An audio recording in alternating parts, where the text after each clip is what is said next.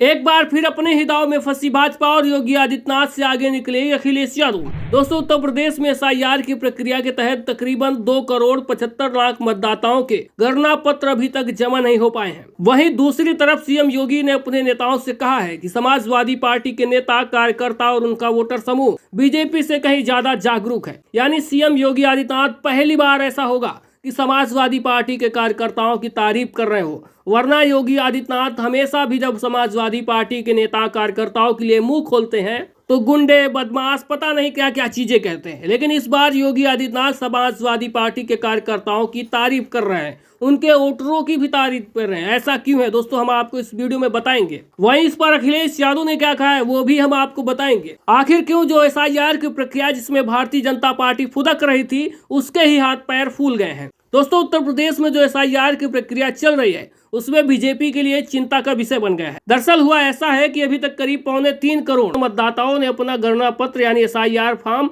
नहीं जमा किया है। और बीजेपी को इसलिए डर सता रहा है क्योंकि ये जो बड़ी तादाद है उन शहरी क्षेत्रों में है जो पारंपरिक रूप से भारतीय जनता पार्टी के वोटर है, यानी वो समाज जो भारतीय जनता पार्टी को बढ़ चढ़ कर वोट देता है, जहां पर भारतीय जनता पार्टी अक्सर जीतती है। और उन्हीं क्षेत्रों में बताया जा रहा है कि एसआईआर के फॉर्म कम जमा हुए हैं। वहीं दूसरी ओर जहां समाजवादी पार्टी के कार्यकर्ता और नेताओं का गढ़ कहा जाता है उन क्षेत्रों में ज्यादा से ज्यादा एसआईआर के फॉर्म जमा हुए हैं। तो इससे साफ पता चलता है कि समाजवादी पार्टी का जो कार्यकर्ता है, जिस तरह से अखिलेश यादव को लगातार एसआईआर को लेकर लोगों को चेतावनी दे रहे थे, अपने कार्यकर्ताओं को कह रहे थे कि जाकर एसआईआर करवाइए, जमीन पर मेहनत करिए, तो वो कहीं न कहीं काम करता हुआ नजर आ रहा है। और यही देखकर योगी आदित्यनाथ घबराए हुए हैं कि आखिरकार हमारे जो मतदाता है पारंपरिक रूप से वहां पर क्यों नहीं फॉर्म जमा हो रहे हैं। दोस्तों, आपको एक खबर और बता दें कि अब यूपी में जो एसआईआर की डेडलाइन थी वो और 15 दिन बढ़ा दी गई है। यानी अब 26 दिसंबर तक फॉर्म भरे जाएंगे और 31 दिसंबर को नई वोटर लिस्ट जारी की जाएगी। और उसके बाद 31 दिसंबर से 30 जनवरी 2026 तक दावे और आपत्ति दर्ज करी जा सकेंगी और 21 फरवरी तक दावों और आपत्तियों को दूर किया जाएगा।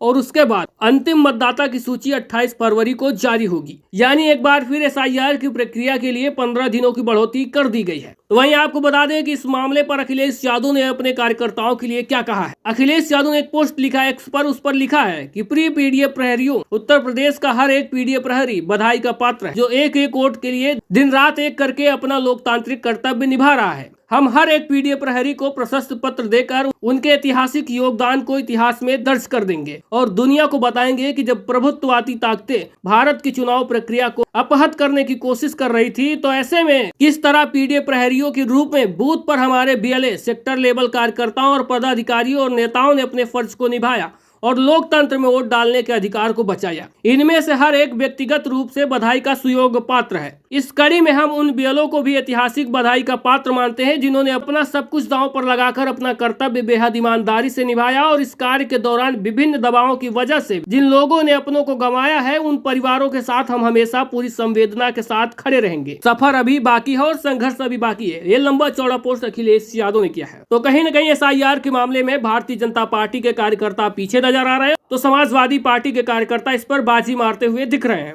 तो दोस्तों, आपको क्या लगता है जो फिर से एक बार 15 दिन के लिए एसआईआर की प्रक्रिया बढ़ा दी गई है, इसके पीछे का कारण क्या हो सकता है? कमेंट बॉक्स में जरूर बताइएगा। वीडियो में दी गई जानकारी अच्छी लगी है तो ज्यादा से ज्यादा लाइक और शेयर करके चैनल को भी सब्सक्राइब और फॉलो जरूर करिएगा।